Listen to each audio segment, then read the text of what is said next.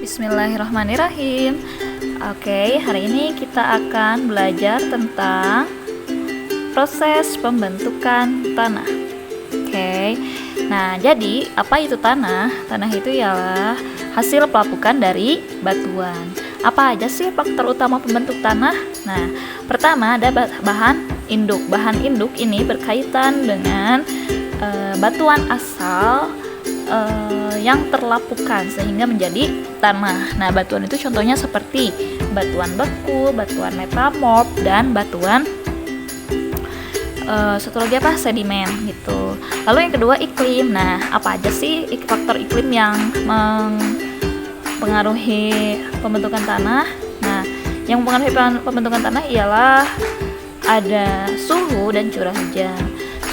Perubahan suhu jika terjadi secara ekstrim atau perbedaan suhu antara siang dan malam itu bisa menyebabkan terjadinya penghancuran batuan gitu.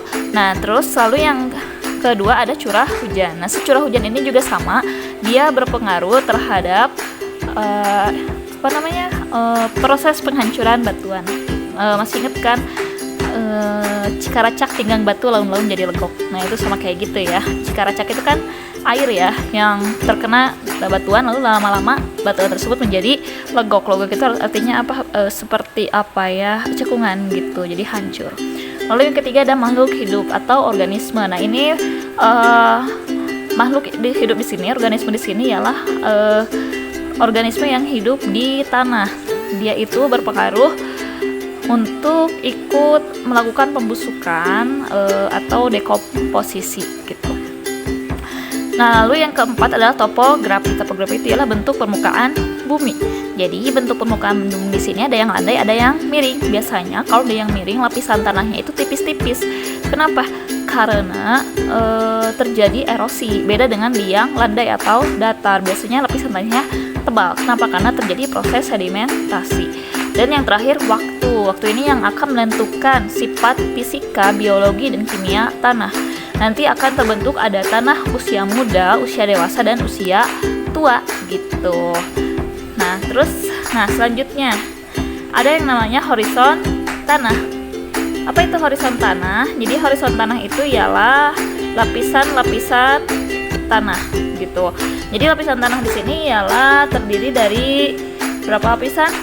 Ada paling atas itu ya lapisan O atau lapisan organik.